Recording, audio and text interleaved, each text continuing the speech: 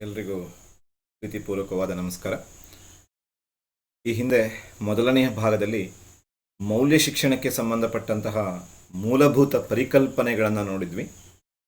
ಈ ಒಂದು ವಿಡಿಯೋದಲ್ಲಿ ಒಂದು 50 ಪ್ರಶ್ನೆಗಳು, ಅದೇ ನಾವು ಮೊದಲನೇ ಭಾಗದಲ್ಲಿ ನೋಡಿದ್ದನ್ನೇ ಪ್ರಶ್ನೆಗಳ ರೂಪದಲ್ಲಿ ಹೇಗೆ ಕೇಳಬಹುದು ಅಂತ ನಿಮಗೆ ಇನ್ನೊಂದಿಷ್ಟು ಉದಾಹರಣೆಗಳ ಮೂಲಕ ತಿಳಿಸಿದ್ರೆ ಬಹುಶಃ ಮೌಲ್ಯ ಶಿಕ್ಷಣ ಮತ್ತಷ್ಟು ಅರ್ಥಪೂರ್ಣ ಆಗತ್ತೆ ಅನ್ನುವ ಒಂದು ಸಸುದ್ದೇಶದಿಂದ ಒಂದು 50 ಪ್ರಶ್ನೆಗಳನ್ನು ನಿಮ್ಮೆದುರಿಗೆ ತರಲಾಗ್ತಾ ಇದೆ.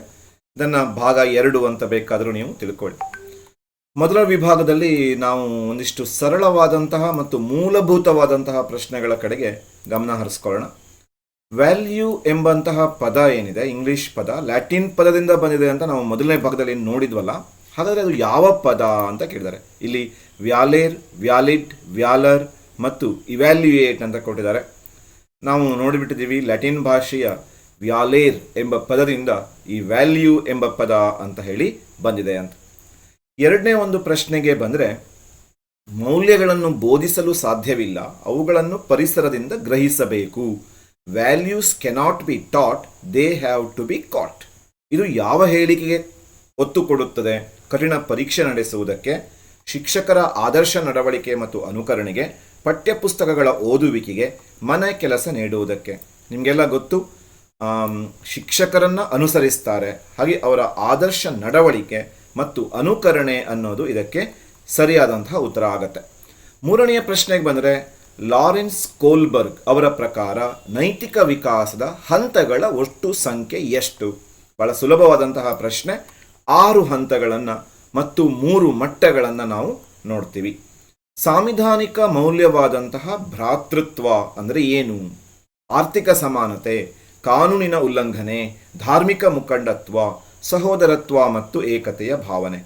ಸರಿಯಾದಂತಹ ಉತ್ತರ ಯಾವುದು ಅಂತ ಕೇಳಿದರೆ ಸಹೋದರತ್ವ ಮತ್ತು ಏಕತೆಯ ಭಾವನೆ. ಭಾರತದ ಸಂವಿಧಾನದ ಯಾವ ಭಾಗದಲ್ಲಿ ಮೌಲ್ಯ ಶಿಕ್ಷಣಕ್ಕೆ ಪೂರಕವಾದ ಮೂಲಭೂತ ಕರ್ತವ್ಯಗಳನ್ನು ಸೇರಿಸಲಾಗಿದೆ? ನಾವು ಈ ಸಂವಿಧಾನದ ಕರ್ತವ್ಯಗಳ ಬಗ್ಗೆ ನೋಡಿದ್ವಿ. ಅದಕ್ಕೆ ಸಂಬಂಧಪಟ್ಟಂತಹ ಉತ್ತರ ಯಾವುದು ಅಂತ ಕೇಳಿದರೆ 4ನೇ ಎ ಭಾಗದಲ್ಲಿ 51A ವಿಧಿಯಲ್ಲಿ ನಾವು ಮೂಲಭೂತ ಕರ್ತವ್ಯಗಳು 11 ಮೂಲಭೂತ ಕರ್ತವ್ಯಗಳನ್ನು ನೋಡ್ತೀವಿ. ಇನ್ನು ಜೀನ್ ಪಿಯಾಜೆ, ಇದೊಂದು ಹೊಸದು, ಅದನ್ನು ನಾವು ನೋಡಿದ್ರಲ್ಲಿ ಈ ವಿಷಯ ಇರಲಿಲ್ಲ. ಜೀನ್ ಪಿಯಾಜೆ ಅವರ ಪ್ರಕಾರ ಮಕ್ಕಳ ನೈತಿಕ ವಿಕಾಸದ ಮೊದಲ ಹಂತ ಯಾವುದು? ಸ್ವಾಯತ್ತ ನೈತಿಕತೆ, ಪರಾಯತ್ತ ನೈತಿಕತೆ, ಸಾರ್ವತ್ರಿಕ ನೈತಿಕತೆ, ಸಾಮಾಜಿಕ ಒಪ್ಪಂದ. ಇದಕ್ಕೆ ಸರಿಯಾದಂತಹ ಉತ್ತರ ಪರಾಯತ್ತ ನೈತಿಕತೆ ಅನ್ನೋದು ಪಿಯಾಜೆ ಅವರ ಪ್ರಕಾರ ಮಕ್ಕಳ ನೈತಿಕ ವಿಕಾಸದ ಮೊದಲ ಹಂತವಾಗಿದೆ. ಇನ್ನು ಮುಂದಿನ ಒಂದು ಪ್ರಶ್ನೆಗೆ ಬಂದರೆ, ಶಾಲೆಯಲ್ಲಿ ರೆಡ್ ಕ್ರಾಸ್ ಅಥವಾ ಸ್ಕೌಟ್ ಆ್ಯಂಡ್ ಗೈಡ್ಸ್ ಸಂಸ್ಥೆಗಳು ಬೆಳೆಸುವ ಮುಖ್ಯ ಮೌಲ್ಯ ಏನು? ಸ್ಪರ್ಧಾತ್ಮಕ ಮನೋಭಾವ, ವ್ಯಾಪಾರಿ ಮೌಲ್ಯ, ಸೇವಾ ಮನೋಭಾವ ಮತ್ತು ಪೌರತ್ವದ ಮೌಲ್ಯ, ಕೇವಲ ದೈಹಿಕ ಕೌಶಲ್ಯ? ಬಹುಶಃ ನಿಮಗೆ ಉತ್ತರ ಗೊತ್ತಾಗಿರುತ್ತೆ. ಸೇವಾ ಮನೋಭಾವ ಮತ್ತು ಪೌರತ್ವ ಮೌಲ್ಯಗಳನ್ನು ರೆಡ್ ಕ್ರಾಸ್ ಅಥವಾ ಸ್ಕೌಟ್ ಆ್ಯಂಡ್ ಗೈಡ್ಸ್ ಸಂಸ್ಥೆಗಳು ಬೆಳೆಸುತ್ತೆ ಅಂತ ನಾವು ನೋಡ್ತೀವಿ. ಇನ್ನು ಮುಂದಿನ ಒಂದು ಪ್ರಶ್ನೆಗೆ ಬಂದರೆ, ಪರಿಸರ ನೈರ್ಮಲ್ಯ ಮತ್ತು ವೃಕ್ಷಾರೋಹಣ ಚಟುವಟಿಕೆಗಳು ಯಾವ ಮೌಲ್ಯವನ್ನು ಉತ್ತೇಜಿಸುತ್ತವೆ? ವೈಯಕ್ತಿಕ ಮೌಲ್ಯ, ಸೈದ್ಧಾಂತಿಕ ಮೌಲ್ಯ, ಋಣಾತ್ಮಕ ಮೌಲ್ಯ, ಪರಿಸರ ಮತ್ತು ಸಾಮಾಜಿಕ ಮೌಲ್ಯ. ಸರಿಯಾದಂತಹ ಉತ್ತರ ಪರಿಸರ ಮತ್ತು ಸಾಮಾಜಿಕ ಮೌಲ್ಯವನ್ನು ಬೆಳೆಸುತ್ತೆ. ಅಂತಾರಾಷ್ಟ್ರೀಯ ತಿಳುವಳಿಕೆ ಮತ್ತು ಶಾಂತಿ ಮೌಲ್ಯವನ್ನು ಬೆಳೆಸುವ ಅಂತಾರಾಷ್ಟ್ರೀಯ ಸಂಸ್ಥೆ ಯಾವುದು? ಯುನೆಸ್ಕೋ, ವಿಶ್ವ ವ್ಯಾಪಾರ ಸಂಸ್ಥೆ, ಅಂತಾರಾಷ್ಟ್ರೀಯ ಹಣಕಾಸು ಸಂಸ್ಥೆ, ಹಣಕಾಸು ನಿಧಿ ಮತ್ತು ನ್ಯಾಟೋ ಅಂತ ಕೇಳಿದ್ದಾರೆ. ಇದಕ್ಕೆ ಸರಿಯಾದಂತಹ ಉತ್ತರ United Nations educational, scientific and cultural organization, UNESCO ಇದಕ್ಕೆ ಸರಿಯಾದ ಉತ್ತರ. ಶಾಲೆಯಲ್ಲಿ ಪ್ರಾರ್ಥನಾ ಸಭೆ ನಡೆಸುವುದು ಯಾವ ಮೌಲ್ಯದ ವೃದ್ಧಿಗೆ ಉದಾಹರಣೆಯಾಗಿದೆ? ಕೇವಲ ದೈಹಿಕ ಮೌಲ್ಯ, ವೈಯಕ್ತಿಕ ಮತ್ತು ಸಾಂಸ್ಥಿಕ ಶಿಸ್ತಿನ ಮೌಲ್ಯ, ಆರ್ಥಿಕ ಮೌಲ್ಯ, ರಾಜಕೀಯ ಮೌಲ್ಯ? ಇದಕ್ಕೆ ಸರಿ ಉತ್ತರ ವೈಯಕ್ತಿಕ ಮತ್ತು ಸಾಂಸ್ಥಿಕ ಶಿಸ್ತಿನ ಮೌಲ್ಯ ಅಂತ ನೋಡ್ತೀವಿ. ಇನ್ನು ಸಾಧಾರಣ ಮತ್ತು ಮಾಧ್ಯಮಿಕ ಹಂತದ ಪ್ರಶ್ನೆಗಳು. ಈಗ ನಾವು ನೋಡಿದ್ದು ಸರಳವಾದ ಪ್ರಶ್ನೆಗಳು. ಶಾಲಾ ಸನ್ನಿವೇಶದಲ್ಲಿ ಸಂಯೋಜಿತ ವಿಧಾನ ಆಗಲೇ ನಾವು ಮೊದಲನೇ ಭಾಗದಲ್ಲಿ ಸಂಯೋಜಿತ ವಿಧಾನದ ಬಗ್ಗೆ ನೋಡಿದ್ವಿ. ಇಂಟಿಗ್ರೇಟೆಡ್ ಅಪ್ರೋಚ್ ಮೂಲಕ ಮೌಲ್ಯ ಶಿಕ್ಷಣ ನೀಡುವುದು ಅಂತಂದರೆ 1 ಗಂಟೆ ಪ್ರತ್ಯೇಕ ಕ್ಲಾಸ್ ತಗೊಳ್ಳೋದ, ವರ್ಷಕ್ಕೊಮ್ಮೆ ಮೌಲ್ಯ ಶಿಕ್ಷಣ ಪರೀಕ್ಷೆ ನಡೆಸೋದ, ದೈನಂದಿನ ಎಲ್ಲ ವಿಷಯಗಳ ಜೊತೆಗೆ ಮೌಲ್ಯಗಳನ್ನು ಅಳವಡಿಸ್ಕೊಂಡು ಬೋಧನೆ ಮಾಡೋದ, ಆಟದ ಮೈದಾನದಲ್ಲಿ ಮೌಲ್ಯ ಕಲಿಸೋದ ಅಂತ ಕೇಳಿದ್ರೆ, ಸಂಯೋಜಿತ ಯೋಜನೆ ಅಂತಂದರೆ ದೈನಂದಿನ ಎಲ್ಲ ವಿಷಯಗಳ ಭಾಷೆ ವಿಜ್ಞಾನ, ಸಮಾಜ ವಿಜ್ಞಾನ ಬೋಧನೆಗಳಲ್ಲಿ ಆ ಮೌಲ್ಯವನ್ನು ಅಳವಡಿಸ್ಕೊಂಡು ಅದರ ಬಗ್ಗೆ ಅದರ ವಿಷಯದ ಜೊತೆಗೆ ಹೇಳ್ಕೊಂಡು ಹೋಗೋದು ಬಹಳ ಪ್ರಭಾವಶಾಲಿಯಾಗಿರುತ್ತೆ. ಪ್ರಜಾಸತ್ತಾತ್ಮಕ ಮೌಲ್ಯಗಳಾದ ಸಮಾನತೆ, ಸ್ವಾತಂತ್ರ್ಯವನ್ನು ಶಾಲೆಗಳಲ್ಲಿ ಪ್ರಾಯೋಗಿಕವಾಗಿ ಬೆಳೆಸಲು ಉತ್ತಮ ಮಾರ್ಗ ಯಾವುದು? ದಿನವೂ ಭಾಷಣ ಮಾಡುವುದು, ಶಿಸ್ತಿನ ಹೆಸರಿನಲ್ಲಿ ಕಠಿಣ ದಂಡನೆ ಕೊಡುವುದು, ಗ್ರಂಥಾಲಯದ ಪುಸ್ತಕಗಳನ್ನು ಬೀಗ ಹಾಕಿಡುವುದು, ಶಾಲಾ ಸಂಸತ್ ರಚನೆ ಮತ್ತು ಚುನಾವಣೆ. ಯಾವಾಗಲೂ ಈ ನಕಾರಾತ್ಮಕ ಅಂಶಗಳನ್ನು ನೀವು ಎಲಿಮಿನೇಟ್ ಮಾಡಿಬಿಡಬೇಕು. ಇಲ್ಲಿ ಶಿಸ್ತಿನ ಹೆಸರಿನಲ್ಲಿ ಕಠಿಣ ದಂಡನೆ ವಿಧಿಸುವುದು, ಈ ಥರದ ಅಂಶಗಳು ಮೌಲ್ಯ ಶಿಕ್ಷಣದಲ್ಲಿ ಉತ್ತರವಾಗುವುದಕ್ಕೆ ಸಾಧ್ಯವೇ ಇಲ್ಲ. ಗ್ರಂಥಾಲಯಗಳಿಗೆ ಬೀಗ ಹಾಕಿಡುವುದು, ಇದು ಕೂಡ ಈ ಥರ ನಕಾರಾತ್ಮಕ ಅಂಶಗಳನ್ನು ನೀವು ಎಲಿಮಿನೇಟ್ ಮಾಡಿಬಿಡ್ಬೋದು, ಧೈರ್ಯವಾಗಿ ಎಲಿಮಿನೇಟ್ ಮಾಡ್ಬೋದು. ಹಾಗಾದರೆ ಇಲ್ಲಿ ಯಾವುದು ಪ್ರಜಾಸತ್ತಾತ್ಮಕ ಮೌಲ್ಯ ಅಂದ್ಕೊಳ್ಳೆ ಅಲ್ಲಿ ಶಾಲಾ ಸಂಸತ್ತಿನ ರಚನೆ ಮತ್ತು ಚುನಾವಣೆ ಸರಿಯಾದ ಉತ್ತರ. ಕೋಲ್ಬರ್ಗ್ ಅವರ ಪೂರ್ವ ಸಾಂಪ್ರದಾಯಿಕ ಹಂತದ ಮುಖ್ಯ ಲಕ್ಷಣ ಏನು? ನೆನಪು ಮಾಡ್ಕೊಳ್ಳಿ. ಪೂರ್ವ ಸಾಂಪ್ರದಾಯಿಕ ಹಂತದಲ್ಲಿ ಏನು ಮಾಡುತ್ತದೆ ಅಂತ, ಶಿಕ್ಷೆಯಿಂದ ತಪ್ಪಿಸಿಕೊಳ್ಳಲು ಅಥವಾ ಬಹುಮಾನ ಪಡೆಯಲು ನಿಯಮವನ್ನು ಪಾಲಿಸುತ್ತೆ, ನಿಯಮಗಳನ್ನು ಸಮಾಜಕ್ಕಾಗಿ ಗೌರವಿಸುತ್ತೆ, ಆಂತರಿಕ ಸಾರ್ವತ್ರಿಕ ನಿಯಮವನ್ನು ರೂಪಿಸಿಕೊಳ್ಳುತ್ತೆ, ಕಾನೂನನ್ನು ಬದಲಾಯಿಸಲು ಪ್ರಯತ್ನಿಸುತ್ತೆ. ಶಿಕ್ಷೆಗೆ ಹೆದರಿ ಮಗು ಏನು ಮಾಡುತ್ತೆ? ಹೋಮ್ವರ್ಕ್ ಮಾಡುತ್ತೆ ಅಥವಾ ಹೇಳಿದ ಕೆಲಸ ಮಾಡ್ಕೊಂಡು ಬರುತ್ತೆ. ಅಲ್ಲಿಗೆ ಕೋಲ್ಬರ್ಗ್ ಅವರ ಪೂರ್ವ ಸಾಂಪ್ರದಾಯಿಕ ಹಂತದ ಮುಖ್ಯ ಲಕ್ಷಣ ಏನು ಅಂತ ಕೇಳಿದರೆ, ಶಿಕ್ಷೆಯಿಂದ ತಪ್ಪಿಸಿಕೊಳ್ಳಲು ಅಥವಾ ಬಹುಮಾನವನ್ನು ಪಡೆಯಲು, ಪ್ರಶಂಸೆಯನ್ನು ಪಡೆಯಲು ನಿಯಮಗಳನ್ನು ಪಾಲಿಸುತ್ತೆ. ಇನ್ನು ಶಿಕ್ಷಕರೊಬ್ಬರು ತರಗತಿಗೆ ಸಮಯಕ್ಕೆ ಸರಿಯಾಗಿ ಬರುವುದು ವಿದ್ಯಾರ್ಥಿಗಳಲ್ಲಿ ಯಾವ ಕಲಿಕೆಗೆ ಕಾರಣವಾಗುತ್ತದೆ? ಯಾಂತ್ರಿಕ ಕಲಿಕೆ, ಅನುಕರಣಾ ಕಲಿಕೆ ಅಥವಾ ವೀಕ್ಷಣಾ ಕಲಿಕೆ, ಪಠ್ಯ ಆಧಾರಿತ ಕಲಿಕೆ, ಶಿಕ್ಷೆ ಆಧಾರಿತ ಕಲಿಕೆ. ಇದು ಅನುಕರಣಾ ಕಲಿಕೆ. ಮೌಲ್ಯ ಶಿಕ್ಷಣವನ್ನು ಬೋಧಿಸಲು ಸಾಧ್ಯವಿಲ್ಲ, ಅದನ್ನು ಪರಿಸರದಿಂದ ಗ್ರಹಿಸಬೇಕು ಅನ್ನೋದಕ್ಕೆ ಇದು ಪೂರಕವಾಗಿದೆ ಅಂತ ನೋಡ್ತೀವಿ. ಹಿಂಜ್ ನೈತಿಕ ಸಂದಿಗ್ಧತೆ ಕಥೆಯನ್ನು ಯಾರು ತಮ್ಮ ಸಂಶೋಧನೆಯಲ್ಲಿ ಬಳಸಿದರು? ಇದು ಸ್ವಲ್ಪ ನಿಮಗೆ ಹೊಸದಾಗಿರುವಂಥ ಪ್ರಶ್ನೆ. ಹಿಂಜ್ ನೈತಿಕ ಸಂದಿಗ್ಧತೆ ಇದನ್ನು ಯಾರು ಬಳಸ್ತಾರೆ ಅನ್ನೋದನ್ನು ಕೇಳಿದ್ದಾರೆ. ಇದಕ್ಕೆ ಸರಿಯಾದಂತಹ ಉತ್ತರ ಏನು ಅಂತ ಕೇಳಿದ್ರೆ, ಲಾರೆನ್ಸ್ ಕೋಲ್ಬರ್ಗ್. ಅಮೆರಿಕಾದ ಮನೋಶಾಸ್ತ್ರಜ್ಞರಾದಂತಹ ಮನೋವಿಜ್ಞಾನಿಯಾಗಿರುವಂತಹ ಲಾರೆನ್ಸ್ ಕೋಲ್ಬರ್ಗ್ ಅವರು ಈ ಹಿಂಜ್ ನೈತಿಕ ಸಂದಿಗ್ಧತೆಯನ್ನು ಏನು ಮಾಡ್ತಾರೆ, ತಮ್ಮ ಸಂಶೋಧನೆಯಲ್ಲಿ ಆ ಕಥೆಯನ್ನು ಬಳಸ್ಕೋತಾರೆ. ಮುಂದುವರೆದು, ತರಗತಿಯಲ್ಲಿ ಧರ್ಮನಿರಪೇಕ್ಷತೆ ಮೌಲ್ಯವನ್ನು ಬೆಳೆಸಲು ಸೂಕ್ತವಾದ ಶಿಕ್ಷಕನ ನಡವಳಿಕೆ ಯಾವುದು? ನಿರ್ದಿಷ್ಟವಾದ ಧರ್ಮದ ಹಬ್ಬಗಳನ್ನು ಮಾತ್ರ ಆಚರಿಸುವುದು, ಧಾರ್ಮಿಕ ವಿಷಯಗಳನ್ನು ಸಂಪೂರ್ಣವಾಗಿ ನಿಷೇಧಿಸುವುದು. ನೋಡಿ, ಈ ಥರ ನೆಗೆಟಿವ್ ಅಂಶಗಳನ್ನ ಎಲಿಮಿನೇಟ್ ಮಾಡಿಬಿಡಿ. ಆಮೇಲೆ ಜಾತಿಯ ಆಧಾರದಲ್ಲಿ ಆಸನ ವ್ಯವಸ್ಥೆ ಮಾಡುವುದು, ಎಲ್ಲ ಧರ್ಮಗಳ ಸದ್ವಿಚಾರಗಳನ್ನು ಸಮಾನವಾಗಿ ಗೌರವಿಸುವುದು. ಅಲ್ಲಿಗೆ ಡಿ ಇದಕ್ಕೆ ಉತ್ತರ ಆಗತ್ತೆ. ಕೆಲವನ್ನು ಮಾತ್ರ ಆಚರಿಸುವುದು, ನಿಷೇಧಿಸುವುದು, ಈ ಥರ ಏನು ನಕಾರಾತ್ಮಕ ಅಂಶಗಳಿದ್ದಾವೆ ಅವುಗಳನ್ನು ನೀವು ತೆಗೆದು ಬಿಡಬೇಕು. ಅಲ್ಲಿಗೆ ಎಲ್ಲ ಧರ್ಮಗಳ ಸದ್ವಿಚಾರಗಳನ್ನು ಸಮಾನವಾಗಿ ಗೌರವಿಸಬೇಕು. ಕೋಲ್ಬರ್ಗ್ ಅವರ ಸಿದ್ಧಾಂತದ ಪ್ರಕಾರ ಒಳ್ಳೆಯ ಹುಡುಗ ಅಥವಾ ಒಳ್ಳೆಯ ಹುಡುಗಿ ಈ ಧೋರಣೆ ಎಷ್ಟನೇ ಹಂತದಲ್ಲಿದೆ? ಹಂತ 1ರಲ್ಲಿ ಶಿಕ್ಷೆಗೆ ಹೆದರುತ್ತೆ. ಆಮೇಲಿನ ಹಂತಗಳಲ್ಲಿ ನಾವು ಗಮನ ಇಟ್ಟು ನೋಡಿದಾಗ ನಾನು ಬೇರೆಯವರ ದೃಷ್ಟಿಯಲ್ಲಿ ಒಳ್ಳೆಯವನಾಗಿರಬೇಕು ಅಥವಾ ಇತರರ ಪ್ರಶಂಸೆಯನ್ನು ಪಡ್ಕೋಬೇಕು ಅನ್ನೋ ಹಂತ. ಅದು 3ನೆಯ ಹಂತದ ಸಂದರ್ಭಗಳಲ್ಲಿ 2ನೆಯ ಮಟ್ಟದಲ್ಲಿ 3ನೆಯ ಹಂತದಲ್ಲಿ ನಾವೇನು ಮಾಡ್ತೀವಿ? ಒಳ್ಳೆಯ ಹುಡುಗ ಒಳ್ಳೆಯ ಹುಡುಗಿ ಪರಿಕಲ್ಪನೆಯನ್ನು ನೋಡ್ತೀವಿ. ವಿದ್ಯಾರ್ಥಿಗಳಲ್ಲಿ ಮಾನವೀಯ ಮೌಲ್ಯವನ್ನು ಬೆಳೆಸುವ ಅತ್ಯಂತ ಪರಿಣಾಮಕಾರಿ ಪಠ್ಯಪೂರಕ ಚಟುವಟಿಕೆ ಯಾವುದು ಅಂತ ಕೇಳಿದ್ದಾರೆ. ಪ್ರಬಂಧ ಸ್ಪರ್ಧೆ, ಅನಾಥಾಶ್ರಮ ವೃದ್ಧಾಶ್ರಮಗಳಿಗೆ ಭೇಟಿ ನೀಡುವುದು, ವಿಜ್ಞಾನ ವಸ್ತು ಪ್ರದರ್ಶನ, ರಸಪ್ರಶ್ನೆ ಸ್ಪರ್ಧೆ. ಮಾನವೀಯ ಮೌಲ್ಯಗಳನ್ನು ಬೆಳೆಸೋದಕ್ಕೆ ಅದು ಅನಾಥಾಶ್ರಮ ಮತ್ತು ವೃದ್ಧಾಶ್ರಮಗಳಿಗೆ ಭೇಟಿ ನೀಡಿ ಸೇವೆ ಮಾಡೋದು ಅತ್ಯಂತ ಉಪಯುಕ್ತವಾದಂಥ ಒಂದು ಚಟುವಟಿಕೆ ಅಂತ ನೋಡ್ಬೋದು. ಇನ್ನು 19ನೇ ಒಂದು ಪ್ರಶ್ನೆಯ ಕಡೆಗೆ ಬಂದರೆ, ಶಾಲಾ ಪಠ್ಯಕ್ರಮದಲ್ಲಿ ಮೌಲ್ಯ ಶಿಕ್ಷಣದ ಅತ್ಯುನ್ನತ ಮತ್ತು ಅಂತಿಮ ಗುರಿ ಏನು? ಅತ್ಯುತ್ತಮ ಅಂಕ ಪಡೆಯುವುದು, ಉದ್ಯೋಗ ಪಡೆಯುವುದು, ಉದ್ಯೋಗ ಪಡೆಯುವುದು ಮಾತ್ರ, ಈ ಥರ ಅಂಶಗಳು ತೆಗೆದುಬಿಡ್ಬೇಕು ನೀವು. ಪ್ರಜಾಸತ್ತಾತ್ಮಕ ಮತ್ತು ಜವಾಬ್ದಾರಿಯುತ ಪ್ರಜೆಯನ್ನಾಗಿ ಮಾಡುವುದು, ಕ್ರೀಡೆಯಲ್ಲಿ ಪ್ರಶಸ್ತಿ ಗೆಲ್ಲುವುದು. ಸರಿದ ಉತ್ತರ ಪ್ರಜಾಸತ್ತಾತ್ಮಕ ಮತ್ತು ಜವಾಬ್ದಾರಿಯುತ ಪ್ರಜೆಯನ್ನಾಗಿ ಮಾಡೋದು. ನೈತಿಕ ವಿಕಾಸದಲ್ಲಿ ಸ್ವಾಯತ್ತ ನೈತಿಕತೆ ಹಂತದಲ್ಲಿ ಮಗು ಹೇಗೆ ಆಲೋಚಿಸುತ್ತದೆ? ನೈತಿಕ ವಿಕಾಸದಲ್ಲಿ ಸ್ವಾಯತ್ತ ನೈತಿಕತೆ ಹಂತದಲ್ಲಿ ಮಗು ಹೇಗೆ ಯೋಚಿಸುತ್ತೆ? ನಿಯಮಗಳು ಬದಲಾಯಿಸಲಾಗದ ದೈವಿಕ ಸಂಗತಿಗಳು, ನಿಯಮಗಳು ಕೇವಲ ಭಯದಿಂದ ಬದ್ಧವಾಗಿರಬೇಕು. ಹಿರಿಯರು ಹೇಳಿದ್ದಷ್ಟೇ ಸರಿ. ನಿಯಮಗಳು ಜನರ ಪರಸ್ಪರ ಒಪ್ಪಂದದಿಂದ ರಚಿತವಾಗಿದೆ. ಅಗತ್ಯವಿದ್ದರೆ ಬದಲಾಯಿಸಬಹುದು. ನೈತಿಕ ವಿಕಾಸದಲ್ಲಿ ಸ್ವಾಯತ್ತ ನೈತಿಕತೆ ಅನ್ನೋದಕ್ಕೆ ಉತ್ತರ ಏನಾಗುತ್ತೆ? ನಿಯಮಗಳು ಜನರ ಪರಸ್ಪರ ಒಪ್ಪಂದದಿಂದ ರಚಿತವಾಗಿದೆ, ಅಗತ್ಯವಿದ್ದರೆ ಬದಲಾಯಿಸಬಹುದು. ಕಠಿಣವಾದ ಪ್ರಶ್ನೆಗಳ ಕಡೆಗೆ ಬರೋಣ. ವಿದ್ಯಾರ್ಥಿಯೊಬ್ಬ ಹೇಳ್ತಾನೆ, ನಾನು ಪರೀಕ್ಷೆಯಲ್ಲಿ ಕಾಪಿ ಹೊಡೆದರೆ ಸರ್ ನನ್ನ ಪರೀಕ್ಷೆಯಿಂದ ಹೊರಹಾಕ್ತಾರೆ, ಆದ್ದರಿಂದ ನಾನು ಕಾಪಿ ಮಾಡುವುದಿಲ್ಲ. ಅಂದರೆ ಶಿಕ್ಷೆಗೆ ಹೆದರಿ ಕಾಪಿ ಮಾಡೋದಿಲ್ಲ. ಕೋಲ್ಬರ್ಗ್ ಅವರ ಪ್ರಕಾರ ನೈತಿಕತೆ ಯಾವ ಹಂತದಲ್ಲಿದೆ? ಶಿಕ್ಷೆ ಮತ್ತು ವಿಧೇಯತೆಯ ದೃಷ್ಟಿಕೋನ, ಒಳ್ಳೆಯ ಹುಡುಗಿ ಧೋರಣೆ, ಕಾನೂನು ಮತ್ತು ಸುವ್ಯವಸ್ಥೆ, ಸಾರ್ವತ್ರಿಕ ನೈತಿಕ ತತ್ವ. ಇದು ಹಂತ 1ರಲ್ಲಿ ನೋಡ್ತೀವಿ, ಶಿಕ್ಷೆ ಮತ್ತು ವಿಧೇಯತೆಯ ದೃಷ್ಟಿಕೋನ ಅಂತ. ಇನ್ನು ಶಾಲೆಯ ಲೀಡರ್ ಒಬ್ಬ ಬಡ ವಿದ್ಯಾರ್ಥಿಯು ಮಧ್ಯಾಹ್ನದ ಊಟಕ್ಕಾಗಿ ಶಾಲೆಯ ನಿಧಿಯಿಂದ ಹಣ ತೆಗೆಯುತ್ತಾನೆ. ಇದು ನಿಯಮ ಬಾಹಿರ, ಆದರೆ ವಿದ್ಯಾರ್ಥಿಯ ಹಸಿವು ನಿಯಮಕ್ಕಿಂತ ಮುಖ್ಯ ಎಂದು ವಾದಿಸುತ್ತಾನೆ. ಇದು ಕೋಲ್ಬರ್ಗ್ ಅವರ ಯಾವ ಹಂತ? ಮಟ್ಟ 3 ಮತ್ತು ಹಂತ 3 ಅಂತ ಹೇಳಿದ್ದಾರೆ. ಇದು ಸಾಂಪ್ರದಾಯಿಕ ಮಟ್ಟ ಹಂತ 3, ಉತ್ತರ ಸಾಂಪ್ರದಾಯಿಕ ಮಟ್ಟ ಸಾರ್ವತ್ರಿಕ ನೈತಿಕ ತತ್ವ ಹಂತ 6, ಪೂರ್ವ ಸಾಂಪ್ರದಾಯಿಕ ಮಟ್ಟ ಮತ್ತು ಯಾಂತ್ರಿಕ ನೈತಿಕತೆ. ಯಾಂತ್ರಿಕ ನೈತಿಕತೆ ಅನ್ನೋದು ಇದಕ್ಕೆ ಸಂಬಂಧನೇ ಇಲ್ಲದೆ ಒಂದು ಆಪ್ಷನ್ ಕೊಟ್ಟಿದ್ದಾರೆ. ಇದು ಉತ್ತರ ಸಾಂಪ್ರದಾಯಿಕ ಮಟ್ಟ ಮತ್ತು ಸಾರ್ವತ್ರಿಕ ನೈತಿಕ ತತ್ವದ ಹಂತ 5 ಮತ್ತು 6ರಲ್ಲಿ ನಾವು ಈ ಥರದ ವಾದವನ್ನು ನೋಡ್ತೀವಿ.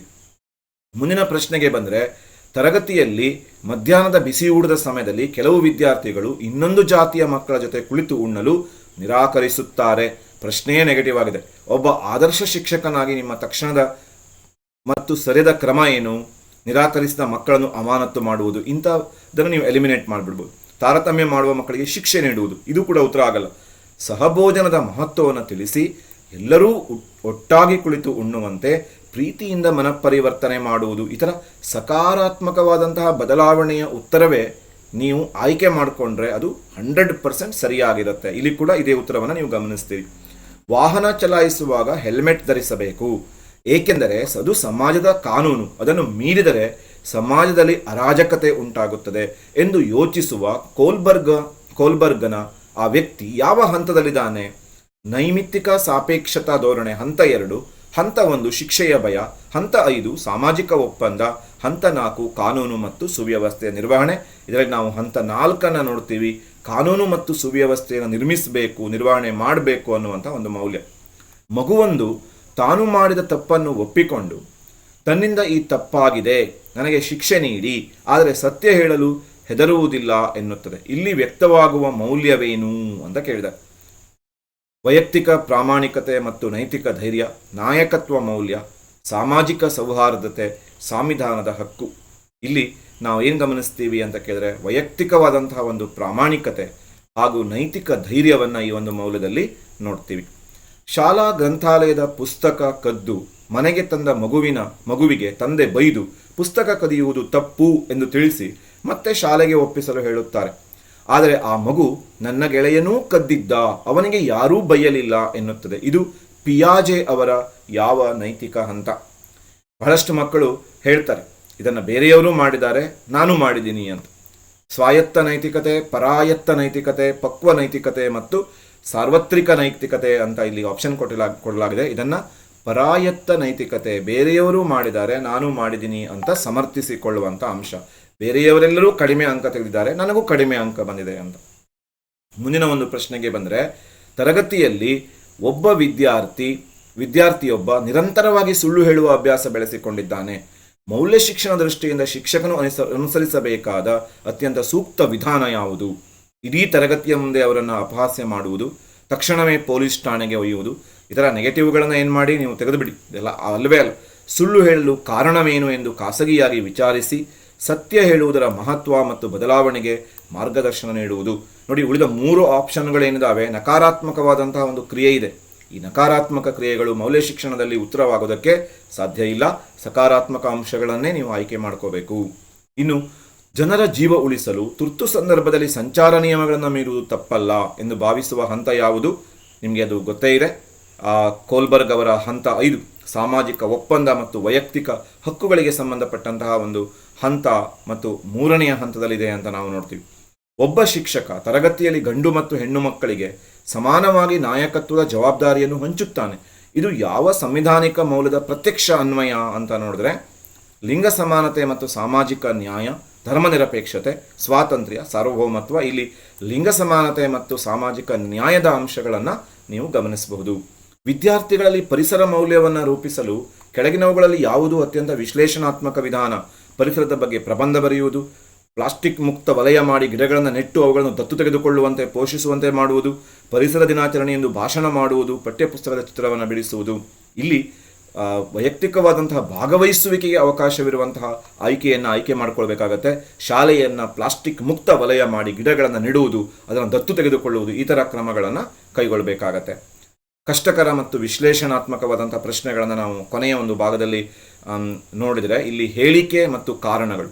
ಮೌಲ್ಯ ಶಿಕ್ಷಣವನ್ನು ಪ್ರತ್ಯೇಕ ವಿಷಯವಾಗಿ ಬೋಧಿಸುವುದಕ್ಕಿಂತ ಸಂಯೋಜಿಸಿ ಬೋಧಿಸುವುದು ಹೆಚ್ಚು ಪರಿಣಾಮಕಾರಿ. ಇದೊಂದು ಹೇಳಿಕೆ. ಮೌಲ್ಯಗಳು ನಡವಳಿಕೆಯಲ್ಲಿ ವ್ಯಕ್ತವಾಗಬೇಕೇ ಹೊರತು ಸೈದ್ಧಾಂತಿಕ ಮಾಹಿತಿಯಾಗಿ ನೆನಪಿಡುವುದಕ್ಕಲ್ಲ. ಎರಡನ್ನೂ ಗಮನಿಸಿದಾಗ ನೀವು ಸುಲಭವಾಗಿ ಹೇಳ್ತೀರಾ, ಎ ಮತ್ತು ಆರ್ಗಳೆರಡು ಸರಿ ಇದೆ, ವಿವರಣೆ ಕೂಡ ಇದಕ್ಕೆ ಸರಿಯಾಗಿದೆ ಅಂತ ನಾವು ನೋಡ್ತೀವಿ. ಅಲ್ಲಿಗೆ ಈ ಥರದ ಪ್ರಶ್ನೆಗಳನ್ನು ಕೂಡ ಕೇಳಬಹುದು. ಹಾಗೂ ಎರಡನ್ನೂ ನಾವು ಗಮನಿಸಬೇಕು. ಕೋಲ್ಬರ್ಗ್ ಅವರ ನೈತಿಕ ವಿಕಾಸದ ಸಿದ್ಧಾಂತಕ್ಕೆ ಸಂಬಂಧಿಸಿದಂತೆ ಕೆಳಗಿನ ಹೇಳಿಕೆಯನ್ನು ಪರಿಶೀಲಿಸಬೇಕು. ಇದು ಬಾಲಕಿಯರ ನೈತಿಕ ವಿಕಾಸವನ್ನು ಅಲಕ್ಷಿಸಿದೆ ಎಂದು ಕ್ಯಾರೋಲ್ ಗಿಲಿಗನ್ ವಿಮರ್ಶಿಸಿದ್ದಾರೆ. ಕೋಲ್ಬರ್ಗ್ ಅವರ ನೈತಿಕ ವಿಕಾಸಕ್ಕೆ ಸಂಬಂಧಪಟ್ಟಂತೆ ನಿಜಾನ ಇದು ಬಾಲಕಿಯರ ನೈತಿಕ ವಿಕಾಸವನ್ನು ಅಲಕ್ಷ್ಯ ಮಾಡಿದೆ ಎಂದು ಗಿಲಿಗನ್ ಎಂಬ ವಿಮರ್ಶಾತ್ಮಕರು ಹೇಳ್ತಾರೆ. ಇದು ಸಂಸ್ಕೃತಿ ನಿರಪೇಕ್ಷವಾದ ಸಾರ್ವತ್ರಿಕ ಹಂತಗಳನ್ನು ಒಳಗೊಂಡಿದೆ. ಒಂದು ಮಾತ್ರ ಸರಿ, ಎರಡು ಮಾತ್ರ ಸರಿ, ಒಂದು ಎರಡು ಎರಡೂ ತಪ್ಪು, ಒಂದು ಎರಡು ಎರಡೂ ಸರಿ. ಇದರ ಉತ್ತರವನ್ನು ಗಮನಿಸಿದ್ರೆ 1 ಮತ್ತು 2 ಎರಡೂ ಸರಿ ಅಂತ ನೋಡ್ತೀವಿ. ಕೋಲ್ಬರ್ಗ್ ಅವರ ನೈತಿಕ ವಿಕಾಸಕ್ಕೆ ಸಂಬಂಧಪಟ್ಟಂತೆ ಈ ತರಹದ ಒಂದು ವಿಚಾರಗಳನ್ನು ನಾವು ಗಮನದಲ್ಲಿಟ್ಟುಕೊಂಡಿರಬೇಕು. ವಿಮರ್ಶೆ ಕ್ಯಾರೋಲ್ ಗಿಲಿಗನ್ ಅವರು ವಿಮರ್ಶಿಸ್ತಾರೆ, ಬಾಲಕಿಯರ ನೈತಿಕ ವಿಕಾಸವನ್ನು ಇದು ಅಲಕ್ಷಿಸಿದೆ ಅಂತ, ಮತ್ತು ಇದು ಸಂಸ್ಕೃತಿ ನಿರಪೇಕ್ಷವಾದ ಸಾರ್ವತ್ರಿಕ ಹಂತವನ್ನು ಹೊಂದಿದೆ. ಇವೆರಡೂ ಕೂಡ ಸರಿಯಾದದ್ದು ಅಂತ ನೋಡ್ತೀವಿ. ಇನ್ನು ಶಾಲಾ ಪರೀಕ್ಷೆಯಲ್ಲಿ ಉತ್ತಮ ಅಂಕ ಗಳಿಸಿದರೆ ಅಪ್ಪ ಸೈಕಲ್ ಕೊಡಿಸುತ್ತಾರೆ ಎಂಬ ಕಾರಣಕ್ಕೆ ಮಗು ಹಗಲಿರುಳು ಓದುತ್ತದೆ. ಕೋಲ್ಬರ್ಗ್ ಪ್ರಕಾರ ಈ ನಡವಳಿಕೆಯು ಯಾವ ನೈತಿಕ ಹಂತಕ್ಕೆ ಸೇರುತ್ತದೆ? ನೈಮಿತ್ತಿಕ ಸಾಪೇಕ್ಷತಾ ಧೋರಣೆ ಹಂತ 2, ಶಿಕ್ಷೆ ಮತ್ತು ವಿಧೇಯತೆ ಹಂತ 1, ಸಾಮಾಜಿಕ ಒಪ್ಪಂದ ಹಂತ 5, ಕಾನೂನು ಮತ್ತು ಸುವ್ಯವಸ್ಥೆ. ಇಲ್ಲಿ ಬಹುಮಾನವನ್ನು ಪಡ್ಕೊಳ್ಬೇಕು ಅನ್ನೋ ಕಾರಣಕ್ಕಾಗಿ ಏನು ಮಾಡುತ್ತೆ? ಮಗು ಪಾಲನೆ ಮಾಡುತ್ತೆ. ಹಾಗೆ ಅದು ಶಿಕ್ಷೆ ಮತ್ತು ವಿಧೇಯತೆ ಆ ಒಂದು ವಿಚಾರದಲ್ಲಿ ಒಂಚೂರು ಉತ್ತರದಲ್ಲಿ ಗಮನ ಇಟ್ಕೊಂಡಿರಿ, ಕನ್ಫ್ಯೂಸ್ ಮಾಡ್ಕೋಬೇಡಿ. ಶಿಕ್ಷೆ ಮತ್ತು ವಿಧೇಯತೆಯ ಹಂತ ಮತ್ತು ನೈಮಿತ್ತಿಕ ಸಾಪೇಕ್ಷತಾ ಧೋರಣೆಯ ಹಂತ ಎರಡಕ್ಕೂ ನಮಗೆ ಒಂಚೂರು ಹತ್ತತ್ರ ಬರುತ್ತೆ. ಇಲ್ಲಿ ಶಿಕ್ಷೆ ಮತ್ತು ವಿಧೇಯತೆ ಆ ಹಂತ ಅಲ್ಲ, ಇದು ಅದಕ್ಕಿಂತ ಒಂದು ಸ್ವಲ್ಪ ಮುಂದುವರೆದಂತಹ ಹಂತ ಅಂತ ನೋಡ್ತೀವಿ. ನೈಮಿತ್ತಿಕ ಸಾಪೇಕ್ಷತಾ ಧೋರಣೆಯ ಹಂತ 2ಕ್ಕೆ ಸಂಬಂಧಪಟ್ಟದ್ದು. ಶಾಲೆಯಲ್ಲಿ ಪರೀಕ್ಷೆಯಲ್ಲಿ ಉತ್ತಮ ಅಂಕ ಗಳಿಸಿದರೆ ಅಪ್ಪ ಸೈಕಲ್ ಕೊಡಿಸ್ತಾರೆ ಅನ್ನೋ ಕಾರಣಕ್ಕೆ ಮಗು ಹಗಲಿರುಳು ಓದುತ್ತದೆ. ಶಿಕ್ಷೆಗೆ ಹೆದರಿ ಹೋಮ್ವರ್ಕ್ ಮಾಡಿದರೆ ಅದು ಶಿಕ್ಷೆ ಮತ್ತು ವಿಧೇಯತೆಯ ಹಂತ ಆಗತ್ತೆ. ಮುಂದುವರೆದು, ಶಾಲಾ ಕೊಠಡಿಯಲ್ಲಿ ಒಬ್ಬ ವಿದ್ಯಾರ್ಥಿ ತನ್ನ ಸಹಪಾಠಿಯ ಪೆನ್ನನ್ನು ಕದ್ದು ತಂದಿದ್ದಾನೆ. ಶಿಕ್ಷಕರಾಗಿ ನೀವು ಆ ಮಗುವಿಗೆ ಮತ್ತೊಮ್ಮೆ ಹೀಗೆ ಮಾಡಿದರೆ ಪೊಲೀಸರಿಗೆ ಹಿಡಿದು ಕೊಡುತ್ತೇನೆ ಎಂದು ಹೆದರಿಸುತ್ತೀರಿ. ಈ ಸಂದರ್ಭದಲ್ಲಿ ನಿಮ್ಮ ಮಗುವಿನ ನೈತಿಕತೆಯನ್ನು ಯಾವ ಹಂತದಲ್ಲಿ ನಿಯಂತ್ರಿಸಲು ಪ್ರಯತ್ನಿಸುತ್ತಿದ್ದೀರಿ? ಸಾಂಪ್ರದಾಯಿಕ ಮಟ್ಟ, ಪೂರ್ವ ಸಾಂಪ್ರದಾಯಿಕ ಮಟ್ಟ, ಉತ್ತರ ಸಾಂಪ್ರದಾಯಿಕತ್ವ ಮಟ್ಟ, ಸ್ವಾಯತ್ತ ಮಟ್ಟ. ಅಲ್ಲಿಗೆ ಯಾವ ಮಟ್ಟದಲ್ಲಿ ಇದನ್ನು ನೀವು ಹತ್ತಿಕ್ಕಲಿಕ್ಕೆ ಪ್ರಯತ್ನಿಸ್ತಿದ್ದೀರಿ, ನಿಯಂತ್ರಣ ಮಾಡೋದಕ್ಕಿದ್ದೀರಿ, ಯಾವ ಹಂತದಲ್ಲಿದೆ ಮಗು ಅಂತ ಕೇಳಿದಾನೆ. ಇದನ್ನು ಸ್ವಲ್ಪ ವಿಚಾರ ಮಾಡಿ ನಾವು ಬರಿಬೇಕಾಗತ್ತೆ. ಪೂರ್ವ ಸಾಂಪ್ರದಾಯಿಕ ಮಟ್ಟದಲ್ಲಿರುವಂತಹ ಮಗುವನ್ನು ತಿದ್ದಲಿಕ್ಕೆ ನೀವು ಹೊರಟಿದ್ದೀರಿ. ಮುಂದಿನ ಒಂದು ಪ್ರಶ್ನೆ, ಸಂವಿಧಾನದ ಪೀಠಿಕೆಯಲ್ಲಿರುವ ಮೌಲ್ಯಗಳು ಕೇವಲ ರಾಜಕೀಯವಲ್ಲ, ಅದು ಶಾಲಾ ಸಂಸ್ಕೃತಿಯ ಭಾಗವಾಗಬೇಕು. ಈ ಹೇಳಿಕೆಯನ್ನು ಸಾಬೀತುಪಡಿಸುವ ಸೂಕ್ತ ಸನ್ನಿವೇಶ.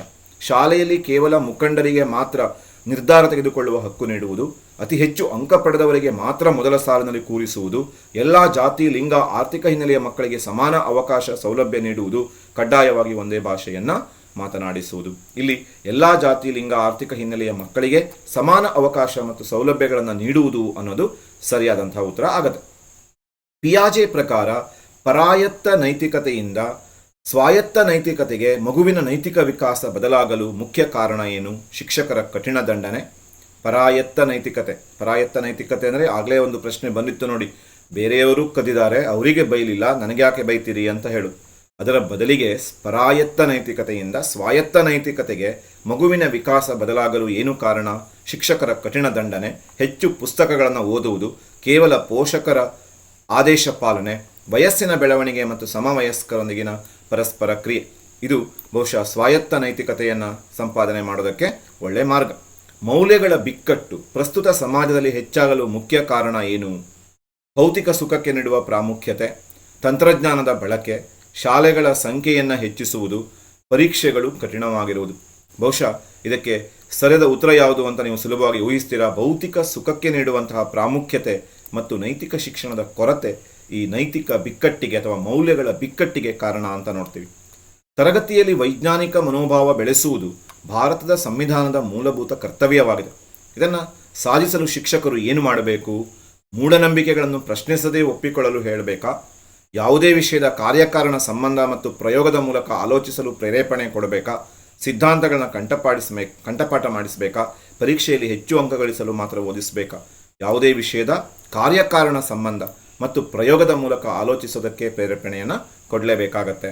ಉತ್ತರ ಸಾಂಪ್ರದಾಯಿಕ ಮಟ್ಟದ ನೈತಿಕತೆಗೆ ಅತ್ಯುತ್ತಮ ಉದಾಹರಣೆ ಯಾವುದು? ಉತ್ತರ ಸಾಂಪ್ರದಾಯಿಕ ಮಟ್ಟ ಹಂತ ಮೂರನೆಯ ಮಟ್ಟದ ಮಟ್ಟ 3 ಹಂತ 5 ಮತ್ತು 6. ಪೊಲೀಸ್ ದಂಡಕ್ಕೆದರೆ ಟ್ರಾಫಿಕ್ ಸಿಗ್ನಲಲ್ಲಿ ನಿಲ್ಲುವುದು ಇದಲ್ಲವೇ ಅಲ್ಲ. ನೆರೆಹೊರೆಯವರು ಮೆಚ್ಚಲಿಂದ ದಾನ ಮಾಡುವುದು ಇದು ಕೂಡ ಅಲ್ಲ ಅಂತ ನೋಡ್ತೀವಿ. ಮಹಾತ್ಮ ಗಾಂಧೀಜಿಯವರು ಅಹಿಂಸೆ ಮತ್ತು ಸತ್ಯಕ್ಕಾಗಿ ಕಾನೂನನ್ನು ಉಲ್ಲಂಘಿಸಿ ಹೋರಾಟ ಮಾಡಿದರು. ಇಲ್ಲಿ ತಮ್ಮ ಜೀವವೇ ಹೋದರೂ ಅಡ್ಡಿಲ್ಲ, ಆದರೆ ಆ ಒಂದು ಮೌಲ್ಯ ಗೆಲ್ಲಬೇಕು ಅನ್ನೋ ಸಲುವಾಗಿ ಮಾಡುವಂತಹ ಕೆಲಸ ಕಾರ್ಯಗಳು, ಅದನ್ನು ಉತ್ತರ ಸಾಂಪ್ರದಾಯಿಕ ಮಟ್ಟದ ನೈತಿಕ ಮೌಲ್ಯಕ್ಕೆ ಅತ್ಯುತ್ತಮ ಉದಾಹರಣೆ ಗಾಂಧೀಜಿಯವರ ಒಂದು ಸತ್ಯಾಗ್ರಹ ಅಂತ ನಾವಿಲ್ಲಿ ನೋಡ್ತೀವಿ. ಇನ್ನು ಮುಂದುವರೆದು ಮೌಲ್ಯ ಶಿಕ್ಷಣದ ಅನ್ವಯಿಕ ಪ್ರಶ್ನೆಗಳಿಗೆ ಉತ್ತರಿಸುವಾಗ ಶಿಕ್ಷಕರು ಹೊಂದಿರಬೇಕಾದ ಪ್ರಮುಖ ಧೋರಣೆ. ಇದು ಈ ಥರ ಪ್ರಶ್ನೆ ಕೇಳಲ್ಲ, ಆದರೆ ನೆನಪಲ್ಲಿಟ್ಕೊಳ್ಳಿಕ್ಕೆ ಅಂತ ಹೇಳಿ ಈ ಥರದೊಂದು ಪ್ರಶ್ನೆಯನ್ನು ಫಾರ್ಮ್ಯಾಟ್ ಮಾಡಿರೋದು. ನಕಾರಾತ್ಮಕ ಮತ್ತು ದಂಡನಾತ್ಮಕ ನಿರ್ಧಾರಗಳನ್ನು ಆಯ್ಕೆ ಮಾಡಲೇಬಾರದು. ಶಾಲೆಯಿಂದ ಮಗುವನ್ನು ಹೊರಹಾಕುವುದು ಇಂಥ ಆಯ್ಕೆ ಮಾಡಬಾರ್ದು. ಪೋಷಕರಿಗೆ ದೂರು ನೀಡುವುದನ್ನು ಆಯ್ಕೆ ಮಾಡಬಾರ್ದು. ಯಾವಾಗಲೂ ನೆನಪಲ್ಲಿಟ್ಕೊಂಡಿರಬೇಕು. ಇದಕ್ಕೆ ಉತ್ತರಿಸುವಾಗ ಮಗುವಿನ ಮನಪರಿವರ್ತನೆ, ಸಾಂವಿಧಾನಿಕ ಮೌಲ್ಯ, ಸಕಾರಾತ್ಮಕ ಪರಿಹಾರಕ್ಕೆ ಹೆಚ್ಚು ಒತ್ತನ್ನು ಕೊಡಬೇಕು.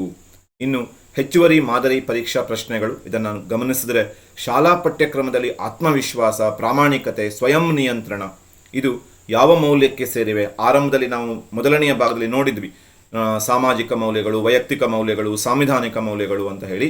ಈ ಆತ್ಮವಿಶ್ವಾಸ, ಪ್ರಾಮಾಣಿಕತೆ, ಸ್ವಯಂ ನಿಯಂತ್ರಣ ಇವೆಲ್ಲವುಗಳು ಕೂಡ ವೈಯಕ್ತಿಕ ಮೌಲ್ಯಗಳ ಅಡಿಯಲ್ಲಿ ಬರ್ತದೆ ಅನ್ನೋದನ್ನು ನೆನಪಿಟ್ಕೊಳ್ಳಿ. ಜೀನ್ ಪಿಯಾಜೆ ಅವರ ನೈತಿಕ ವಿಕಾಸದ ಸಿದ್ಧಾಂತವು ಮುಖ್ಯವಾಗಿ ಯಾರ ನೈತಿಕ ವಿಕಾಸ ಸಿದ್ಧಾಂತಕ್ಕೆ ಅಡಿಪಾಯವಾಯಿತು ಅಂತ ಕೇಳಿದ್ದಾರೆ. ಇದಕ್ಕೆ ಉತ್ತರ ಲಾರೆನ್ಸ್ ಕೋಲ್ಬರ್ಗ್ ಅವರ ಒಂದು ಸಿದ್ಧಾಂತಕ್ಕೆ ಅಡಿಪಾಯ ಆಯಿತು ಜೀನ್ ಪಿಯಾಜೆ ಅವರ ನೈತಿಕ ವಿಕಾಸ ಸಿದ್ಧಾಂತ. ಇನ್ನು ಮಗುವೊಂದು ತರಗತಿಯಲ್ಲಿ ಇತರ ಮಕ್ಕಳು ಪೆನ್ಸಿಲ್ ಕದಿಯುತ್ತಿದೆ, ಒಬ್ಬ ಶಿಕ್ಷಕನಾಗಿ ನೈತಿಕ ಶಿಕ್ಷಣದ ಚೌಕಟ್ಟಿನಲ್ಲಿ ನೀವು ಕೈಗೊಳ್ಳುವ ಅತ್ಯಂತ ಪರಿಣಾಮಕಾರಿ ಕ್ರಮ ಅಂತಂದರೆ ಮಗುವಿನ ಪ್ರಾಮಾಣಿಕತೆಯ ಬಗ್ಗೆ ಸಣ್ಣ ಸಣ್ಣ ಕಥೆಗಳನ್ನು ಹೇಳಿ ಮೌಲ್ಯಗಳ ಮನವರಿಕೆಯನ್ನು ಮಾಡಿಕೊಟ್ಟು ಏನು ಮಾಡಬೇಕು? ಮನಪರಿವರ್ತನೆಗೆ ಅವಕಾಶವನ್ನು ಮಾಡಿಕೊಡಬೇಕು. ನನ್ನ ದೇಶದ ನೈಸರ್ಗಿಕ ಸಂಪನ್ಮೂಲವನ್ನು ರಕ್ಷಿಸುವುದು ನನ್ನ ನೈತಿಕ ಕರ್ತವ್ಯ ಸಂವಿಧಾನದ ಯಾವ ವಿಧಿಗೆ ಸಂಬಂಧಪಟ್ಟಿದೆ ಅಂತ ಕೇಳಿದ್ರೆ ಅದು ಮೂಲಭೂತ ಕರ್ತವ್ಯಗಳು ವಿಧಿ 51A ಜಿಗೆ ಸಂಬಂಧಪಟ್ಟಂತಹ ಒಂದು ಪ್ರಶ್ನೆ ಅಂತ ನೋಡ್ತೀವಿ. ಕಾನೂನುಗಳು ಸಮಾಜದ ಒಳಿತಿಗಾಗಿ ಇವೆ. ಒಂದು ವೇಳೆ ಕಾನೂನು ಬಹುಸಂಖ್ಯಾತರ ಹಕ್ಕನ್ನು ಕಸಿದುಕೊಂಡರೆ ಅದನ್ನು ತಿದ್ದುಪಡಿ ಮಾಡಬಹುದು. ಇದನ್ನು ಯಾವ ಹಂತ ಅಂತ ನೋಡ್ತೀವಿ? ಹಂತ 5 ಸಾಮಾಜಿಕ ಒಪ್ಪಂದದ ದೃಷ್ಟಿಕೋನ ಇದಕ್ಕೆ ಉತ್ತರ ಆಗತ್ತೆ. ಸಾಂವಿಧಾನಿಕ ಮೌಲ್ಯದ ಧರ್ಮನಿರಪೇಕ್ಷತೆಯನ್ನು ಭಾರತದ ಸಂವಿಧಾನದ ಪೀಠಿಕೆಗೆ ಯಾವ ತಿದ್ದುಪಡಿಯ ಮೂಲಕ ಸೇರಿಸಲಾಯಿತು? ಇದು ಕೂಡ ಬಹಳ ಇಂಪಾರ್ಟೆಂಟ್ ಆಗಿರುವಂತಹ ವಿಷಯ. ಸಾಂವಿಧಾನಿಕ ಮೌಲ್ಯವಾದ ಧರ್ಮನಿರಪೇಕ್ಷತೆಯನ್ನು 42ನೇ ತಿದ್ದುಪಡಿ 1976ರಲ್ಲಿ ಆ ತಿದ್ದುಪಡಿಯ ಮೂಲಕ ಸೇರಿಸಲಾಯಿತು ಅನ್ನೋದನ್ನು ನೆನಪಲ್ಲಿಟ್ಕೊಂಡಿರಿ. ಶಾಲೆಯಲ್ಲಿ ಮೌಲ್ಯ ಶಿಕ್ಷಣದ ಯಶಸ್ಸು ಪ್ರಮುಖವಾಗಿ ಯಾವುದರ ಮೇಲೆ ಅವಲಂಬಿಸಿದೆ ಅಂತ ಕೇಳಿದ್ರೆ ಅದು ಶಿಕ್ಷಕರು ಮತ್ತು ಶಾಲಾ ವಾತಾವರಣದ ಶಾಲೆಯ ನೈತಿಕ ವಾತಾವರಣವನ್ನು ಅವಲಂಬಿಸಿಕೊಂಡಿದೆ ಅನ್ನೋದು ಸರಿದ ಉತ್ತರ ಆಗುತ್ತೆ. ಕ್ಯಾರೋಲ್ ಗಿಲ್ಗನ್ ಆಗಲೇ ನಾವು ನೋಡಿದ್ವಿ, ಕೋಲ್ಬರ್ಗ್ ಅವರ ಸಿದ್ಧಾಂತವನ್ನು ವಿಮರ್ಶಿಸುತ್ತಾ ಏನು ಹೇಳ್ತಾರೆ ಅಂತ ಕೇಳಿದರೆ ಪುರುಷರ ನ್ಯಾಯ ಧೋರಣೆಗೆ ಹೆಚ್ಚು ಒತ್ತು ನೀಡಿದೆ, ಆದರೆ ಮಹಿಳೆಯರ ಕಾಳಜಿ ಧೋರಣೆಯನ್ನು ನಿರ್ಲಕ್ಷಿಸಿದೆ ಅನ್ನೋದಾಗಿ ಗಿಲಿಗನ್ ಅವರು ವಿಮರ್ಶಿಸಿದ್ದಾರೆ ಅನ್ನೋದನ್ನು ನಾವು ಹಿಂದೆ ಒಂದು ಕಠಿಣ ಪ್ರಶ್ನೆಗಳಲ್ಲಿ ನೋಡಿದ್ದೀವಿ. ತರಗತಿಯ ಸನ್ನಿವೇಶ, ಶಿಕ್ಷಕರು ಪರೀಕ್ಷೆಯಲ್ಲಿ ಯಾವುದೇ ರೀತಿಯ ಅಕ್ರಮ ಎಸಗಲು ಅವಕಾಶ ನೀಡದೆ ಪಾರದರ್ಶಕವಾಗಿ ಪರೀಕ್ಷೆ ನಡೆಸುತ್ತಾರೆ. ಇದರಿಂದ ವಿದ್ಯಾರ್ಥಿಗಳಲ್ಲಿ ಏನು ಬೆಳೆಯುತ್ತೆ ಅಂತ ಕೇಳಿದರೆ ನ್ಯಾಯಸಮ್ಮತತೆ ಮತ್ತು ಪ್ರಾಮಾಣಿಕತೆಯ ಮೌಲ್ಯ ಬೆಳೆಯುತ್ತೆ ಅಂತ ನೋಡ್ತೀವಿ. ಮೌಲ್ಯ ಶಿಕ್ಷಣ ಪತ್ರಿಕೆ 1ರ ಅನ್ವಯಿಕ ಪ್ರಶ್ನೆಗಳಿಗೆ ಉತ್ತರಿಸಲು ಎಲಿಮಿನೇಷನ್ ತಂತ್ರ, ಮತ್ತೆ ನಿಮಗೆ ಇನ್ನೊಂದು ಸಲ ಆ ಎಲಿಮಿನೇಷನ್ ತಂತ್ರವನ್ನು ಇನ್ನೊಮ್ಮೆ ಹೇಳ್ಕೊಡ್ತಾ ಇದ್ದೀನಿ. ಇದು ಕೇವಲ ಪ್ರಶ್ನೆ ಅಂದ್ಕೋಬೇಡಿ, ಸುದೀರ್ಘವಾಗಿರುವ ಎಲ್ಲ ಆಯ್ಕೆಗಳನ್ನು ನೀವು ಗಮನ ಇಟ್ಟು ನೋಡಿ ಆಯ್ಕೆ ಮಾಡಬೇಕು. ನಕಾರಾತ್ಮಕವಾದ ಕಠಿಣ ದಂಡನೆ ಇಂಥವುಗಳನ್ನು ತಿರಸ್ಕರಿಸಬೇಕು. ಮೊದಲನೆಯ ಆಯ್ಕೆಯನ್ನು ಎ ಗುರುತಿಸುವುದು, ಇದನ್ನು ನೀವು ಮಾಡಬಾರ್ದು. ಎ ಅಂತ ಗುರುತಿಸೋದು ಎಲ್ಲವನ್ನು ಕೂಡ, ಪ್ರಶ್ನೆಗಳನ್ನು ಓದದೇ ಉತ್ತರ ಹಾಕೋದು, ಇದನ್ನೆಲ್ಲ ಮಾಡಬೇಡಿ. ನಕಾರಾತ್ಮಕವಾದ ಕಠಿಣ ದಂಡನೆ, ಶಾಲೆಯಿಂದ ಹೊರಹಾಕುವ ಆಯ್ಕೆಗಳನ್ನು ನೀವು ಏನು ಮಾಡಬೇಕು ಅಂತ ಕೇಳಿದ್ರೆ ತಕ್ಷಣ ಅವುಗಳನ್ನು ತಿರಸ್ಕರಿಸಬೇಕು. ಅವುಗಳನ್ನು ತಿರಸ್ಕರಿಸಿ ಏನು ಮಾಡಬೇಕು ಅಂತ ಕೇಳಿದ್ರೆ ನೀವು ಮುಂದುವರಿಬೇಕಾಗತ್ತೆ. ಹೀಗೆ ನಾವೇನು ಮಾಡಿದ್ವಿ ಅಂತ ಕೇಳಿದರೆ, ಆರಂಭದ ಮೊದಲನೆಯ ಭಾಗದಲ್ಲಿ ಮೌಲ್ಯ ಶಿಕ್ಷಣಕ್ಕೆ ಸಂಬಂಧಪಟ್ಟಂತಹ ಒಂದಿಷ್ಟು ಸಿದ್ಧಾಂತಗಳು, ಅವುಗಳ ಬಗ್ಗೆ ನೋಡಿದ್ವಿ. ಹಾಗೂ ಇಲ್ಲಿ ಎರಡನೆಯ ಹಂತದಲ್ಲಿ ನಾವು ಏನು ನೋಡಿದ್ವಿ ಅಂತ ಕೇಳಿದ್ರೆ ಒಂದಿಷ್ಟು ಪ್ರಶ್ನೆಗಳನ್ನು ನೋಡಿದ್ವಿ. ಆ ಪ್ರಶ್ನೆಗಳನ್ನು ಹೇಗೆ ಉತ್ತರಿಸಬೇಕು ಅನ್ನೋದನ್ನು ಕಲ್ತ್ಕೊಂಡ್ವಿ. ಯಾವ ರೀತಿ ನಾವು ನಕಾರಾತ್ಮಕ ಸನ್ನಿವೇಶಗಳನ್ನು ಇಲ್ಲಿ ಮಾಡಬಾರ್ದು ಅನ್ನೋದನ್ನು ಕೂಡ ನೋಡಿದ್ವಿ. ಇನ್ನೊಮ್ಮೆ ನೆನಪಲ್ಲಿಟ್ಕೊಂಡಿರಿ, ಕೋಲ್ಬರ್ಗನ ನಿಯಮಗಳಲ್ಲಿ ಈ ಪೂರ್ವ ಸಾಂಪ್ರದಾಯಿಕ ಮಟ್ಟ, ಇದರಲ್ಲಿ 2 ಹಂತಗಳು, ಶಿಕ್ಷೆ ಮತ್ತು ವಿಧೇಯತೆಯ ದೃಷ್ಟಿಕೋನ. ಮಗು ನಿಯಮಗಳಿಗೆ, ಶಿಕ್ಷೆಗಳಿಗೆ ಹೆದರಿ ನಿಯಮ ಪಾಲಿಸುತ್ತದೆ. ಆಮೇಲೆ ವೈಯಕ್ತಿಕ ಪ್ರತಿಫಲನ, ನನಗೆ ಪೆನ್ಸಿಲ್ ಕೊಟ್ಟರೆ ಮಾತ್ರ ನಿನಗೆ ನೋಟ್ಸ್ ಕೊಡ್ತೀನಿ, ಇವೆರಡು ಕೂಡ 1ನೆಯ ಹಂತ. ಸಾಂಪ್ರದಾಯಿಕ ಮಟ್ಟದಲ್ಲಿ ನೋಡ್ತೀವಿ, ಕನ್ವೆನ್ಷನಲ್ ಲೆವೆಲಲ್ಲಿ ಒಳ್ಳೆಯ ಹುಡುಗ ಹುಡುಗಿ ದೃಷ್ಟಿಕೋನ, ಇದು ಭಾಳ ಇಂಪಾರ್ಟೆಂಟು. ಸಾಂಪ್ರದಾಯಿಕ ಮಟ್ಟ 2ನೆಯ ಹಂತ. ಆಮೇಲೆ ಕಾನೂನು ಮತ್ತು ಸುವ್ಯವಸ್ಥೆಯನ್ನು ಪಾಲಿಸುವುದು, ಇದು ಕೂಡ 2ನೇ ಹಂತ. 3ನೇ ಹಂತದಲ್ಲಿ ಸಾಮಾಜಿಕ, ಉನ್ನತ ಸಾಂಪ್ರದಾಯಿಕ ಮಟ್ಟದಲ್ಲಿ ಅಥವಾ ಉತ್ತರ ಸಾಂಪ್ರದಾಯಿಕ ಮಟ್ಟ ಅಂತ ಕೂಡ ಕೇಳ್ತಾರೆ, ಸಾಮಾಜಿಕ ಒಪ್ಪಂದ ದೃಷ್ಟಿಕೋನ ಮತ್ತು ಸಾರ್ವತ್ರಿಕ ಮೌಲ್ಯಗಳು, ಗಾಂಧೀಜಿಯವರು, ಅಂಬೇಡ್ಕರ್ ಅವರು, ಆಮೇಲೆ ವಿವೇಕಾನಂದರವರ ಆದರ್ಶಗಳು, ಇವುಗಳ ಕಡೆಗೆ ನೀವು ಗಮನ ಇಟ್ಕೊಂಡ್ರೆ ಬಹುಶಃ ಈ ಮೌಲ್ಯ ಶಿಕ್ಷಣಕ್ಕೆ ಸಂಬಂಧಪಟ್ಟಂತಹ ಎಲ್ಲ ಪ್ರಶ್ನೆಗಳನ್ನು ಚೆನ್ನಾಗಿ ಉತ್ತರಿಸಲಿಕ್ಕೆ ಸಾಧ್ಯ ಇದೆ ಅಂತ ಹೇಳ್ತಾ, ನಿಮ್ಮ ಹೇಳಿಕೆಗಳು, ನಿಮ್ಮ ಕಮೆಂಟ್ಗಳು ಬಹಳ ಅವಶ್ಯಕ. ನಿಮಗೆ ಮತ್ತೆ ಏನು ಬೇಕು ಪರೀಕ್ಷಾ ಸಿದ್ಧತೆಗೆ ಅನ್ನೋದನ್ನು ನಿಮ್ಮ ಕಮೆಂಟ್ಗಳ ಮೂಲಕ ತಿಳಿಸಿದ್ರೆ ಬಹುಶಃ ಅದನ್ನು ಕೊಡಲಿಕ್ಕೆ ಸಾಧ್ಯ ಆಗತ್ತೆ. ಹಾಗಾಗಿ ಈ ಮೌಲ್ಯ ಶಿಕ್ಷಣದ ಈ 2 ವಿಡಿಯೋಗಳು ಕೂಡ ನಿಮಗೆ ಸಹಾಯ ಮಾಡಲಿ ಅಂತ ಆಶಿಸ್ತಾ, ನಿಮ್ಮೆಲ್ಲರ ಓದಿಗೆ ಪೂರಕವಾದಂತಹ ಏನಾದರೂ ಸಹಾಯ ಮಾಡಿದರೆ ಈ ವಿಡಿಯೋವನ್ನು ಮಾಡಿದ್ದು ಸಾರ್ಥಕ. ನಿಮ್ಮೆಲ್ಲರಿಗೂ ಶುಭವಾಗಲಿ ಅಂತ ಆಶಿಸ್ತಾ ಈ ವಿಡಿಯೋವನ್ನು ಮುಗಿಸೋಣ. Thank you, take care. ಕನಸು ಕಾಣಿ. ಎಂಥ ಕನಸು ಕಾಣಿ ಅಂತ ಕೇಳಿದ್ರೆ, ನಿದ್ರೆ ಮಾಡಲಿಕ್ಕೆ ಬಿಡದ ಕನಸನ್ನು ಕಾಣಿ. ಆವಾಗ ನಿಮ್ಮ ಈ ಶಿಕ್ಷಕ ವೃತ್ತಿಯ ಏನು ಆಕಾಂಕ್ಷೆ ಇದೆ ಖಂಡಿತ ಅದು ನನಸಾಗತ್ತೆ ಅಂತ ಹೇಳ್ತಾ ನಾವು ಈ ವಿಡಿಯೋವನ್ನು ಮುಗಿಸೋಣ. Thank you, take care.